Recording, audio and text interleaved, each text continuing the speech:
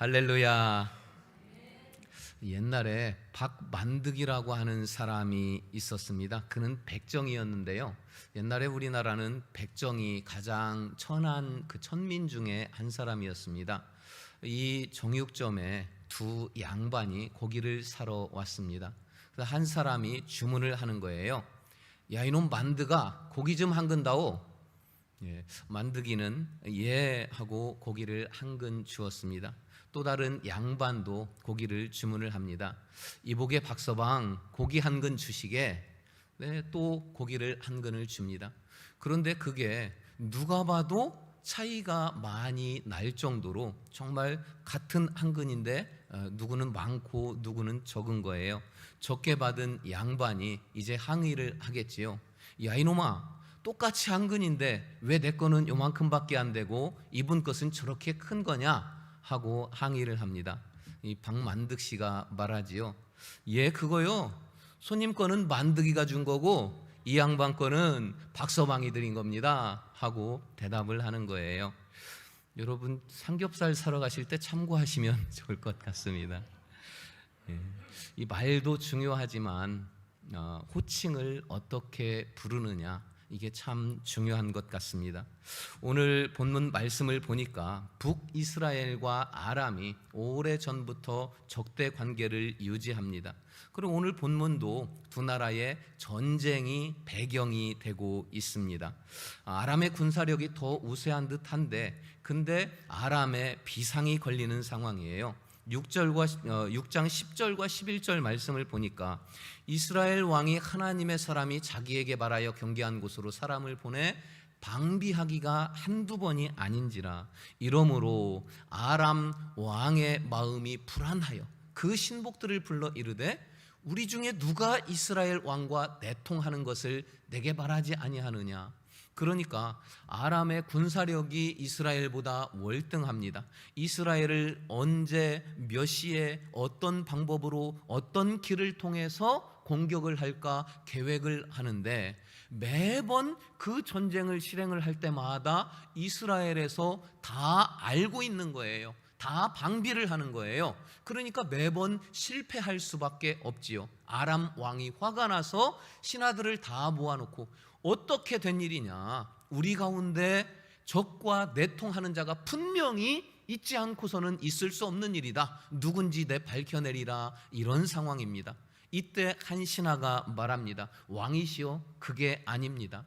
저 이스라엘에는 엘리사라고 하는 하나님의 선지자가 있는데 그가 얼마나 대단한지 왕이 침실에서 하는 은밀한 말까지도 다 알기 때문에 이스라엘 왕에게 미리 보고를 해서 우리의 전쟁 그 방법 내용을 다 방비를 하게 하기 때문에 우리가 지는 겁니다. 이렇게 보고를 합니다. 이에 아람 왕은 그 한 사람 엘리사를 죽이기 위해서 나라의 모든 기병, 마병, 군사들을 다 동원을 해서 출동을 해서 엘리사가 있는 저 도단 성읍을 겹겹이 밤새 에워싸고 있는 그런 상황입니다. 자, 엘리사 한 사람 죽이려고 온 나라의 군대가 출동을 하지만 엘리사의 머리털 끝 하나도 건드리지를 못합니다. 웬일인지 아람 군사들이 전부 다 눈이 어두워져 시력을 완전히 잃습니다. 누군가의 안내를 받아서 무장을 다 벗어버리고 그 안내자를 따라서 갑니다. 다시 눈을 떴을 때에는 이스라엘의 한복판인 사마리아에 자기네들이 와 있는 거예요. 그곳은 죽음의 자리일 뿐이죠. 그런데 이 전쟁의 결말도 또 참 특이합니다. 전쟁은 왜 합니까? 이기려고 하지만 어떤 그 모든 우리에게 닥치는 그 위험성도 죽음까지도 심지어는 졌을 때 나라의 존폐까지도 각오하고 시작하는 게 전쟁이에요. 그런데 이 전쟁의 결말은 단 한 사람도 피를 한 방울도 흘리지 않았다는 것, 그리고 이스라엘이나 아람이나 그 전쟁의 가장 핵심이었던 엘리사나 모두에게 만족한 결말로 전쟁이 끝난 해피엔딩의 전쟁이라는 특별함이 있습니다. 23절을 보니까 왕이 위하여 음식을 많이 베풀고 그들이 먹고 마심에 놓아 보내니 그들이 그들의 주인에게로 돌아가니라. 이로부터 아람 군사의 부대가 다시는 이스라엘 땅에 돌아오지 못하니라. 아람 군사들이 무장을 해제하고 이스라엘 한가운데에 들어가 있는데 많은 음식들로 대접을 받습니다. 배불리 먹고 평안히 자기네 나라로 돌아가고 이스라엘과 아람 사이에 평화가 지속되는 완전히 행복한 전쟁의 마무리였던 것이지요. 저는 이 해피엔딩의 전쟁, 여기에 좀 집중을 하고 은혜를 나누고자 합니다.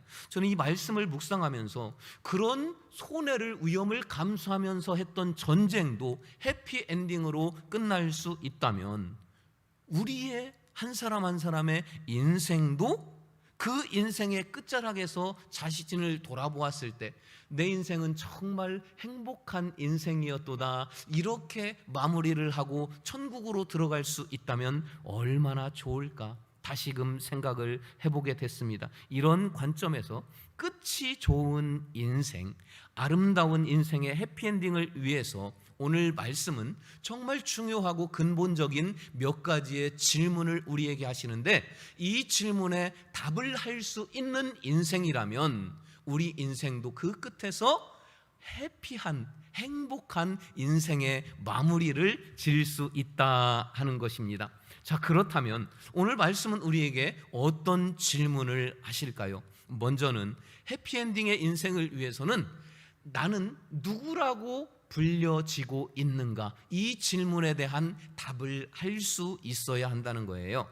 15절 말씀을 보니 하나님의 사람의 사환이 일찍이 일어나서 나가보니 군사와 말과 병거가 성읍을 에워쌌는지라. 그의 사환이 엘리사에게 말하되 내 주여, 우리가 어찌하리까? 이제 다 죽었습니다. 이렇게 호들갑을 떨고 절망을 하는 그런 상황이죠. 그런데 이 사환은 관심 없고 오늘은 엘리사에게 집중을 하려고 해요. 엘리사를 향해서 뭐라고 그랬냐면 하나님의 사람이라, 이렇게 성경은 말씀하고 있습니다. 자, 엘리사를 부를 때에 각 사람들마다 호칭의 차이가 있습니다. 먼저 아람 왕이 엘리사를 부를 때에는 13절에 왕이 이르되 너희는 가서 엘리사가 어디 있나 보라. 내가 사람을 보내어 그를 잡으리라. 왕에게 아뢰어 이르되 보라, 그가 도단에 있도다. 자, 아람 왕은 엘리사라고 그냥 불러요. 그냥 이름을 부르고 그가 이렇게 부릅니다. 그런데 이스라엘 왕은 다르게 말합니다. 이스라엘 왕이 그들을 보고 엘리사에게 이르되 내 아버지여, 내가 치리이까, 내가 치리이까. 이스라엘의 왕은 엘리사를 내 아버지여 이렇게 부릅니다. 그럼 하나님은 뭐라고 부르실까요? 아까 보셨던 15절을 다시 한번 다 같이 읽으십니다. 시작.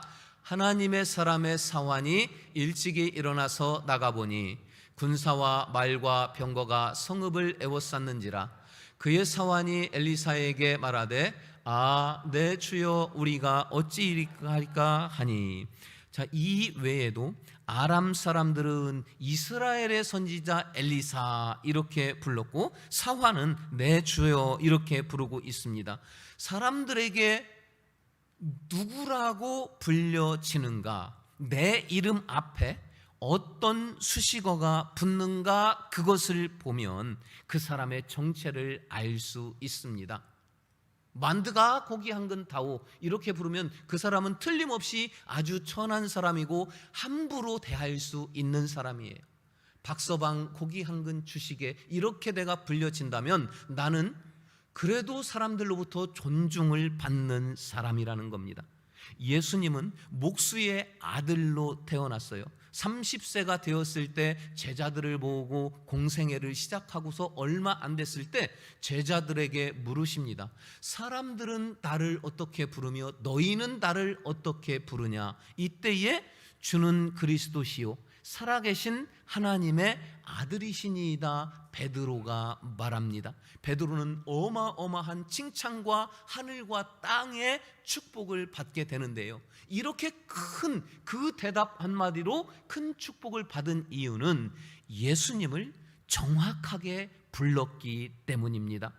여러분, 미디안이 두려워서 밀을 추수하는데 바람이 잘 통하는 언덕에서 해야 돼요. 그런데 포도즙을 추수하는 이 골 밑에서 숨어서 추수하고 있는 이 기드온을 향해서 하나님이 찾아오십니다. 그는 겁이 많았지만 하나님은 기드온에게 큰 용사여, 여호와께서 너와 함께 계시느니라, 이렇게 기드온을 불러주십니다. 기드온은 그때부터 나라를 구원하는 큰 용사가 됩니다. 서울의 양화지에는 선교사 묘역이 있습니다. 그곳에는 조선에 온 지 8개월 만에 풍토병으로 죽은 26살 젊은 여인의 묘가 있습니다. 그는 루비 캔드릭이라고 하는 미국에서 온 의료 선교사예요. 그의 묘비에는 뭐라고 써 있는지 아십니까? 만일 나에게 1000개의 생명이 있다면 그 모두를 조선을 위해 바치겠다, 이렇게 쓰여져 있습니다. 여러분은 어떤 호칭으로 불려지는 게 제일로 좋습니까? 어떻게 불릴 때에 가장 나다운 호칭이다, 이렇게 느껴지십니까? 하나님께서 여러분의 이름 앞에 수식어를 붙여 주신다면 뭐라고 수식어를 붙여 주실까요? 인생의 해피엔딩을 위해서 하나님과 사람들에게 나는 어떻게 불려질까? 이 질문에 대한 아름다운 답을 스스로 만들어 갈 수 있다면 여러분의 인생은 반드시 해피엔딩으로 마무리될 줄 믿으시기 바랍니다. 두 번째 해피엔딩의 인생의 질문은 나는 무엇을 보고 있는가? 이 질문에 대한 대답입니다. 본문 17절에 보니까 기도하여 이르되 여호와여 원하건대 그의 눈을 열어서 보게 하옵소서 하니 여호와께서 그 청년의 눈을 여심해 그가 보니 불말과 불병거가 산에 가득하여 엘리사를 들렀더라. 엘리사가 보았던 것과 그의 사환이 보았던 것은 전혀 달랐습니다. 같은 시간에 있고 같은 공간에 있고 같은 곳을 바라보았지만 엘리사는 하나님의 불말과 불병거를 바라보았고 사환은 저 아람의 군대들을 바라보았습니다. 엘리사는 평안했고 사환은 두려움에 질려 있습니다. 왜 그럴까요? 엘리사는 믿음의 눈으로 보았던 것이고 사환은 육신의 눈으로 보았기 때문입니다. 두 수도사가 길을 걸어가고 있습니다. 큰 개울을 만납니다. 근데 그 개울 앞에는 아름다운 한 여인도 개울을 건너지 못하고 발만 동동 구르고 있습니다. 한 수도사가 그 여인을 업어서 개울을 건네주고 그리고 다시 두 수도사는 길을 갑니다.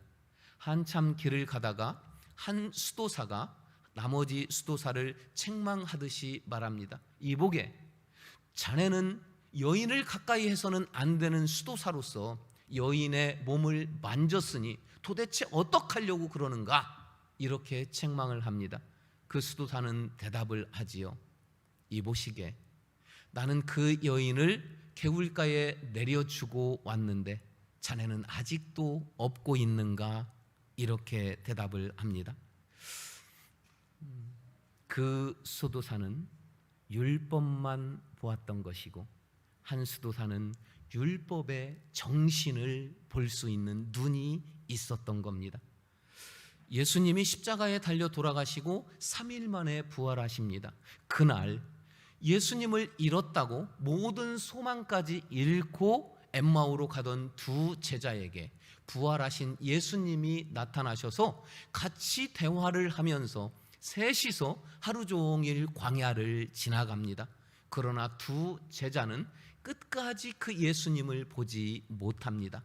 절망이 그들의 눈을 어둡게 해서 함께 있었던 예수님조차도 보지 못하게 만들었던 것입니다. 하나님은 항상 여러분 곁에서 여러분과 함께 계심을 믿으시기 바랍니다. 때로는 영안이 열려야만 볼 수도 있지만 믿음의 눈은 여러분으로 하여금 육신으로도 볼 수 있도록 안내해 줄 것입니다. 때로는 말씀으로 안내하고, 때로는 사람을 통해 안내하고, 때로는 지혜나 환경이나 물질을 통해서 하나님을 볼 수 있게 해주실 것입니다.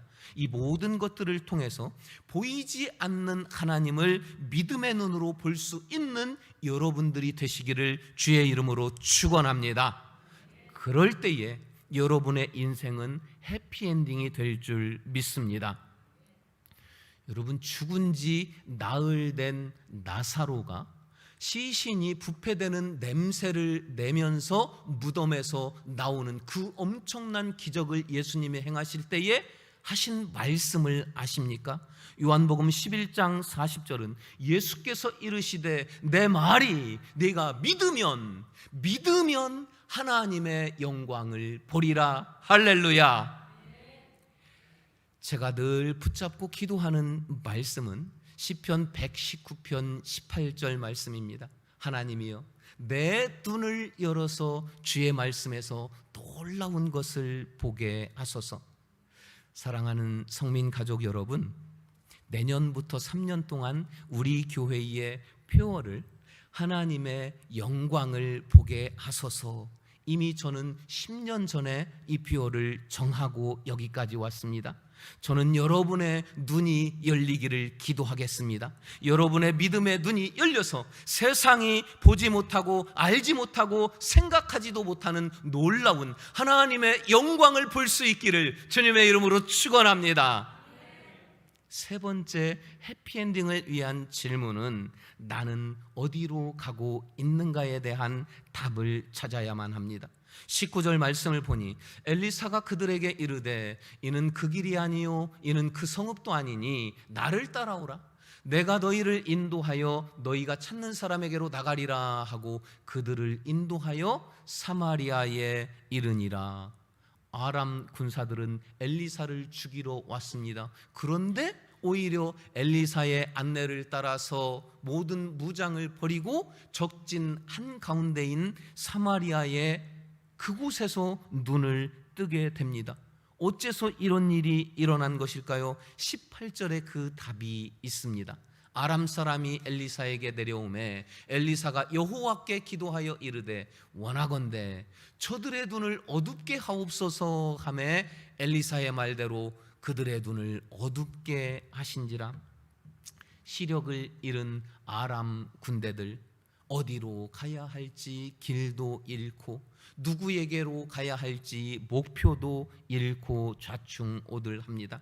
여러분, 목적지도 잃고 길을 잃으면 목적지는 점점 더 멀어지게 되어 있습니다.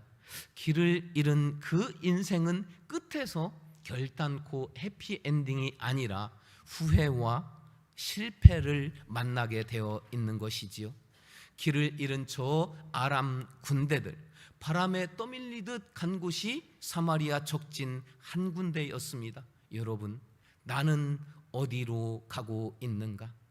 하나님을 등지고 불의의 눈을 감고 많은 사람이 가는 넓은 길, 편한 길, 세상 풍조 따라가다가는 반드시 죽음의 사망의 자리에 이른다는 것을 기억하시고 경계해야만 합니다. 오직 길이요 진리요 생명이신 예수 그리스도와 함께 좁은 문, 좁은 길로 걸어가시고 그 길 끝에서 영광과 마주하기를 주의 이름으로 축원합니다. 이제 한 예를 들고 말씀을 마무리하려고 합니다. 어느 시골 마을에 윗집에 김서방, 아랫집에 이서방이 살고 있습니다. 이 두 사람은 그 동네에서 태어나서 같이 자랐지만 매일 싸우는 사이입니다. 그리고 매일 술을 같이 먹고 화해를 하면서 술 취하면 또다시 싸우고, 다음 날 또 술 먹고 해야 하면서 술 취하면 또 싸우고, 그런 관계예요. 다른 점이 있다면 윗집의 김서방은 목사 사위가 있다는 것이었지요. 그날도 싸우고 헤어졌어요. 그래서 윗집 김서방이 말합니다. 야, 이가야, 오늘도 술 한잔하고 화해해야지. 그런데 이서방이 대답하는 거예요. 안 돼. 나 내일부터 마누라 따라서 교회 가기로 해서 이제 술 끊어야 돼. 그러는 거예요. 야, 이놈아, 네가 술 끊으면 내 손에 장을 지진다. 그랬어요. 근데 그날 이 김서방이 너무 심심한 거예요.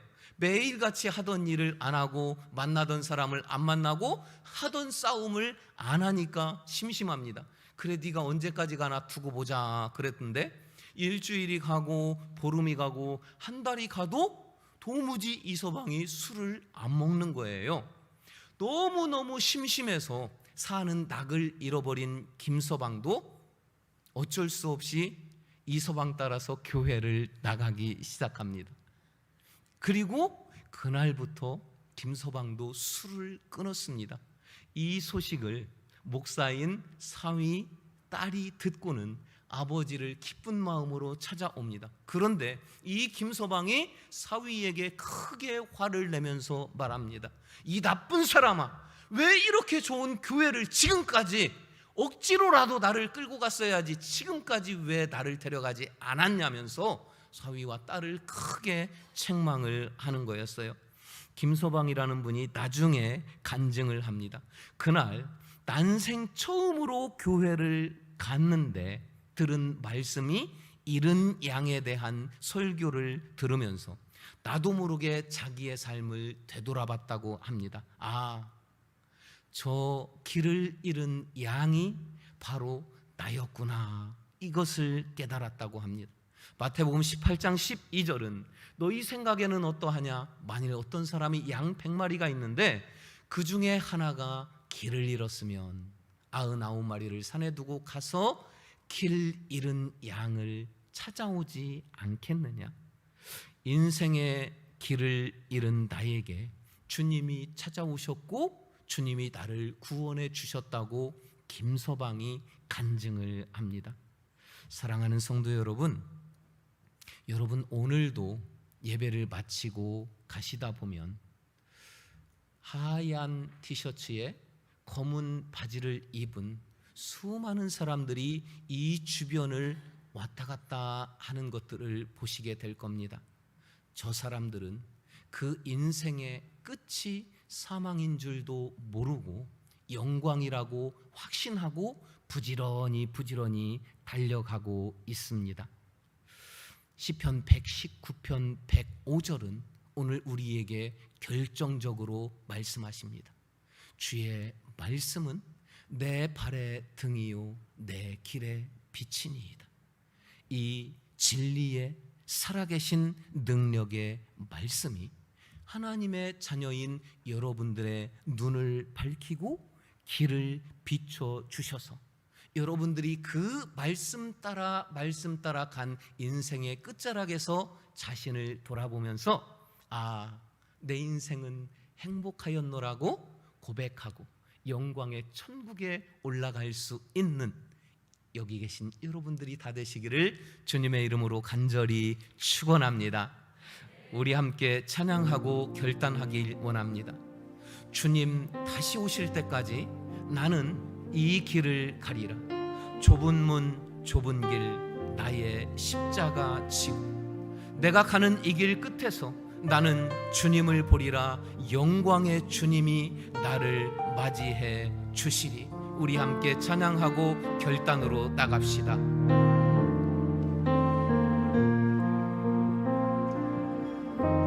주님 다시 오실 때까지 나는 이 길을 가리라.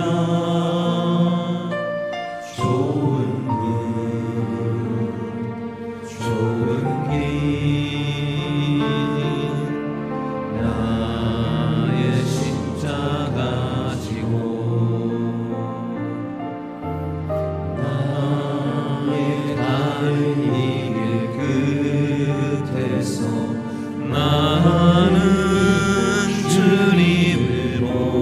영광의 내 주님을 영광의 내 주님 나를 맞아주시리. 주님 다시 오실 때까지 나는 일어나 달려가리라. 주의 영광 온 땅 덮을 때 나는 일어나 노래. 우리 일어서서 찬양합시다. 내 사모하는 내 주님 온 세상 구주시라. 내 사모하는 주님 영광의 왕이시라. 주님 다시 오실 때까지 주님 다시 오실 때까지 나는 일어나 달려가리라. 주의 영광 온 땅 덮을 때 나는 일어나 노래하리. 아멘 아멘. 내 사모하는 주님 온 세상 구주시라. 내 사모하는 주님 영광의 왕이시라. 사랑하는 여러분, 가장 행복한 내 인생의 끝을 생각하기를 원합니다. 그 생각, 그 끝을 그려보면서 나는 어떻게 불려지기를 원하며 나는 무엇을 보고 가며 또한 어디로 가야 할지 주신 말씀을 붙잡고 우리 주여 3번 부르시고 함께 결단으로 기도하십니다. 주여 주여 주여. 할렐루야 할렐루야. 내려오신 아버지 하나님 감사합니다. 아버지 하나님, 내 인생도 아버지 하나님 저 끝자락에서 돌아볼 때에 나는 행복한 사람이었도다. 아버지 해피엔딩을 맞이하기를 원합니다. 하나님과 사람 앞에 어떻게 불려질지 책임지는 삶을 살게 하여 주시옵소서. 아버지 하나님, 내 눈을 열어서 하나님의 말씀 가운데 놀라운 것을 보게 하시고 진리를 쫓아가게 하여 주시옵소서. 진리를 따라 설게 하여 주시옵소서. 오 거룩하신 아버지 하나님, 도와주시옵소서. 아버지 하나님, 내가 어디로 가는지 알고 가게 하여 주시옵시고 저 영광을 향하여 좁은 길을 기쁨으로 갈 수 있도록 우리를 인도하시고 도와주시옵소서. 함께하여 주시옵소서. 해피엔딩의 인생을 살아갈 수 있도록 함께하여 주시옵소서. 주님 다시 오실 때까지 주님 다시 오실 때까지 나는 일어나 달려가리라. 두 손 높여 고백합시다. 주의 영광 온 땅 덮을 때 나는 일어나 노래하리. 내 사모하는 주님